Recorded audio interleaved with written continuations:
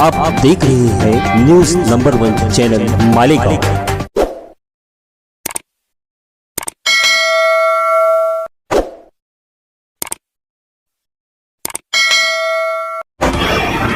मैं हूँ रियाज शाह और आप देख रहे हैं न्यूज नंबर 1 चैनल मालेगांव।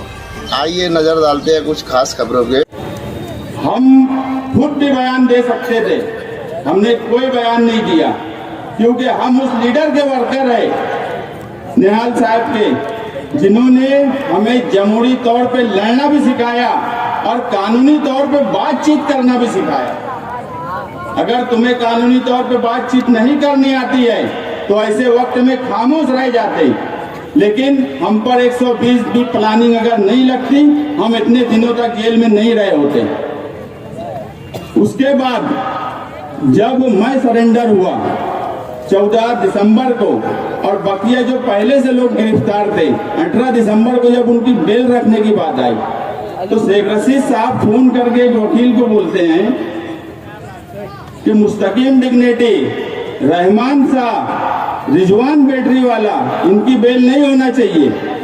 अरे आप इस मामले में इस तरह की सियासत, उस 12 नवंबर के मामले में आप यकीन मानो हमने कभी सियासत की नहीं। उसमें हर मसलक के लोग शामिल थे, हर सियासी पार्टी के छोटे बड़े लोग शामिल थे, हर बिरादरी के लोग शामिल थे। आप ऐसे वक्त में सिर्फ सियासी दुश्मनी के लिए इस तरह की बात करेंगे? आप ये भी नहीं सोचते कि वो किस सवाल पे जमा हुए थे। वो हुजूर सल्लल्लाहु अलैहि वसल्लम के सामने गुस्ताखी के सवाल पे जमा हुए थे। आपको इसका लिहाज रखना चाहिए था। अगर हम कोई सियासी तौर पे जमा होते और आप हमसे सियासी दुश्मनी निकालते तो हम समझ सकते थे हम किस लिए वहाँ जमा हुए थे और आप किस लिए इस तरह की बात वकीलों को बोले। बस इत्तेफाक ऐसा था कि उस वकील का लाउड स्पीकर चालू था तो कुछ वकीलों ने ही वो बात सुन ली, मगर इस तरह का घटिया सियासत इस शहर में इससे पहले कभी नहीं हुआ। निहाल साहब अगर कोई आंदोलन करते थे और उसमें अगर कोई दूसरी पार्टियों के भी लोग रहे और दूसरी पार्टी के लोगों पे सख्त दफात का सवाल आया तो उन्होंने हमेशा एक ही बात की कि ये आंदोलन हमारा था, इसलिए सब हमारे हैं। और वो आंदोलन तो हमारे आका के सवाल पर था। आप उस बात को कैसे भूल गए कि इस तरह की बात आपने कही? मगर उसके बाद भी मैं आगे यही कहूंगा कि जब शहर का सवाल आए, कौम मिल्लत का सवाल आए तो मालेगांव शहर के तमाम ही लीडरों को एक साथ होना चाहिए और शहर और कौम मिल्लत को बचाने के लिए एक साथ खड़ा होना चाहिए। अभी तेजपाल सिंह नए डीवाईएसपी आए हैं, उनके बारे में सुना गया है कि बड़े सख्त हैं, कानून के हिसाब से सख्त कार्रवाई करते हैं। हम उनका वेलकम करते हैं और यही चाहेंगे कि कोई सियासी जमात हो, कोई भी आदमी हो, अगर वो गैर कानूनी काम कर रहा है तो आप सख्त से सख्त कार्रवाई करिए। अगर आपके जैसा पुलिस ऑफिसर है तो हम आपके साथ में खड़े हैं, मगर अगर दूसर के जैसा पुलिस ऑफिसर है तो उसको छट्टी का दूध याद दिलाना भी इस शहर वालों को आता है। तुम चोरी भी करेंगे, पुलिस वाले अगर चोरी भी करेंगे और साहूकारी भी करेंगे तो ये शहर में ना इससे पहले चला है ना इसके बाद चलेगा। जब तक हम सियासत में जिंदा है ये कभी चल नहीं सकता। बाकी लोगों के बारे में मुझे बोलना नहीं है। मोहतरम मुफ्ती इस्माइल कासमी साहब, आपने जो भी बात कही, आप गठबंधन के कायद हो, आपको गठबंधन को निभाने के लिए जो कोशिश करना चाहिए थी वो कोशिश आप नहीं कर रहे हो। आपने अपनी तकरीर में कहा कि मुस्तकीम डिग्निटी, डॉक्टर खालिद, एजाज बेग, इनका क्या ताल्लुक है? हम सियासत में सालों से है। ये बात बिल्कुल सच है कि हमारा 2019 से पहले कोई ऐसा ताल्लुक नहीं था सियासी। हमारा ताल्लुक तो 2019 असेंबली इलेक्शन था जो आपके लिए हमने लड़े, यही ताल्लुक है हमारा। इसके अलावा सियासी हमारा कोई ताल्लुक नहीं है। ये आपके सामने सोचने का सवाल है कि जिस वक्त लोग आपके पास असेंबली में थे, जितने बड़े चेहरे थे वो आज आपके आसपास क्यों नहीं है? ये आपको सोचने का सवाल है। शहरियान भी देख रहे हैं कि असेंबली में किन लोगों ने मेहनत की। आज आसपास कौन एक शख्स मुझे बता दो जो असेंबली में पूरी ताकत से उनके साथ खड़ा रहा और आज भी वो शख्स उनके साथ खड़ा है। बस हमें यही तकलीफ है। 1-1.5 साल से बोला जाता है कि जनता दल के लोगों ने ये बोला, उनके लोगों ने ये बोला। अब आप पार्टी व्हाट्सएप से चला रहे थे, इसमें हमारा क्या कसूर है? हमारे पास तो पार्टी है, झंडा है, डंडा है, सब कुछ है। व्हाट्सएप की बात, व्हाट्सएप पे हमेशा आपके लोगों की तरफ से अमल हुआ है तो उसका रद्द अमल हुआ है। बुलंद इकबाल के खिलाफ आपके लोगों ने लिखा, वो बुलंद इकबाल जिसका इंतकाल 16 सितंबर 2019 को हुआ, इंतकाल से 8 दिन पहले मुफ्ती साहब आपका मुझे फोन आया कि मुस्तकीम अब मजलिस से इलेक्शन की तैयारी चल रही है। मैं और बुलंद बोले मुफ्ती साहब आप किसी भी पार्टी से इलेक्शन लड़िए, हम आपके साथ हैं। उन्होंने कहा कि यार एक अपील लिख दो ताकि मैं घर घर घूमूं। तो मैं बोला मैं हॉस्पिटल में हूँ बुलंद को लेकर और मुझे नहीं लगता कि मैं लिख पाऊंगा।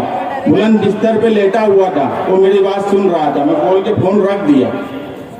बुलंद ने मुझे बोला कि अपील मैं लिख के देता हूँ। मैं बोला बुलंद नहीं लिख पाएंगे, तुम जाने दो। तो बोले नहीं मुफ्ती साहब का फोन आया था। क्या? बोला हाँ मुफ्ती साहब का आया था। तो बोले मैं लिखता हूँ।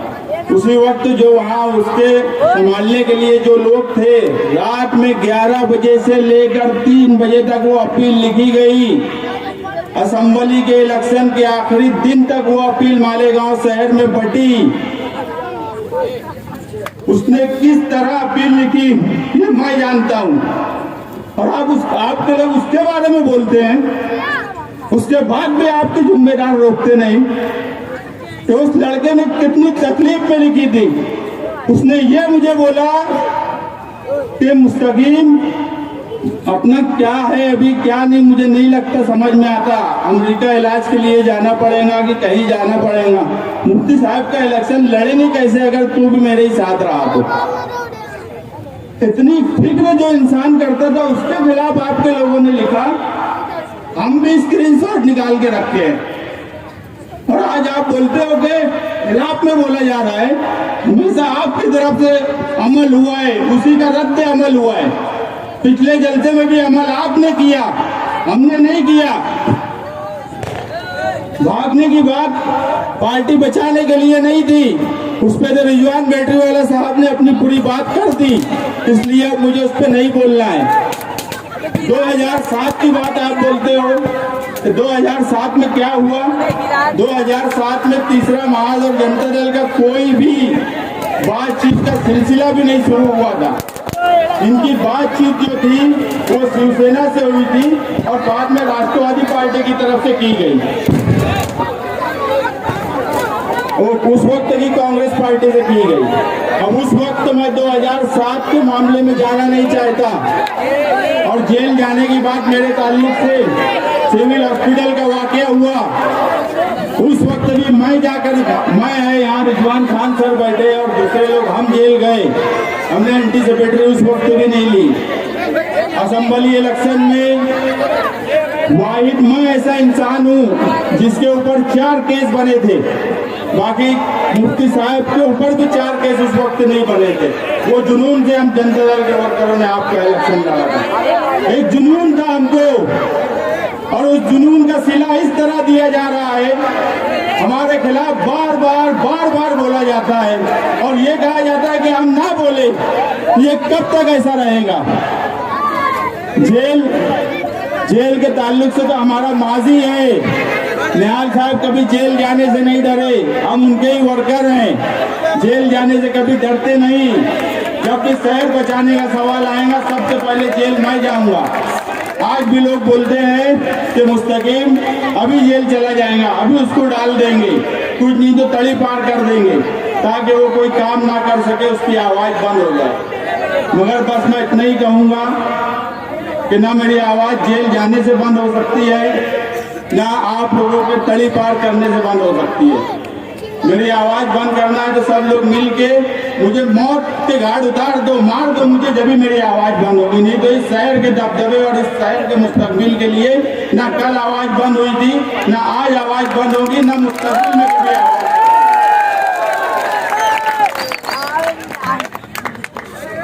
महागठबंधन ना मेरी मजबूरी है, ना मेरी चाहत है।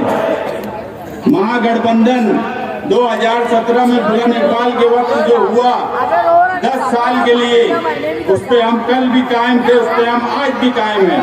मगर महागठबंधन शहर की जरूरत थी, ना मजबूरी है ना चाहत है। कोई शादी तो करना नहीं है, कोई रिश्ते नाते की तो बात नहीं है कि चाहत और मजबूरी का सवाल है। शहर की जरूरत के लिए अगर हम एक आए हैं तो इसका फैसला भी अब शहरियान नहीं करेंगे। महागठबंधन के ताल्लुक से हम भी शहरियान से बातचीत करेंगे। हम 10 साल के गठबंधन पे कायम हैं, मगर हम जल्द ही प्रेस कॉन्फ्रेंस लेंगे और शहरियान के कुछ लोगों को जिम्मेदार बनाएंगे कि अब वो लोग महागठबंधन का मुस्तकबिल तय करें और वो लोग बातचीत करें कि आगे क्या करना है और कैसे करना है। इस शहर में अगर इस शहर को बचाना है तो आपको जनता दल को मजबूत करना होगा। यहाँ वकला हजरात भी बैठे हैं। ये प्रोग्राम सिर्फ सियासी नहीं है, ये ज़ैर एहतमाम दस्तूर बचाओ कमेटी का प्रोग्राम है। हिमायत करता जनता दल है, तो वकील साहब लोग दस्तूर बचाओ कमेटी के नाम से यहाँ बैठ सकते हैं। जनता दल को अगर आप मजबूत नहीं किए तो इस शहर का मुस्तकबिल अंधेरे में गुम हो जाएगा।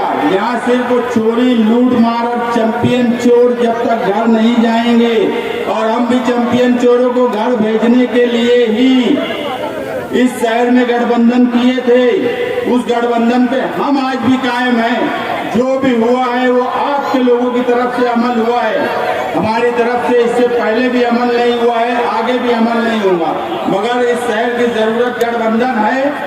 अगर वो जरूरत कायम है तो हम भी शहरियान के साथ बैठकर उस गठबंधन की बात करेंगे और प्रेस कॉन्फ्रेंस लेके एक कमेटी बनाएंगे और वो कमेटी बातचीत करेंगी, हमारे लोगों से भी बात करेंगी, आपके लोगों से भी बात करेंगी। और अगर उसमें आपको, क्योंकि आप कायद हो गठबंधन के, आपको किसी को लेना है तो उनसे भी बातचीत करेंगी। मगर फैसला आप जरूरत के हिसाब से होगा, चाहत और मजबूरी के हिसाब से नहीं होगा। इतना ही बोल मैं अपनी बात खत्म करता हूँ। इस वीडियो को लाइक करें, हमारे चैनल को सब्सक्राइब कर बेल आइकन जरूर प्रेस करें। हम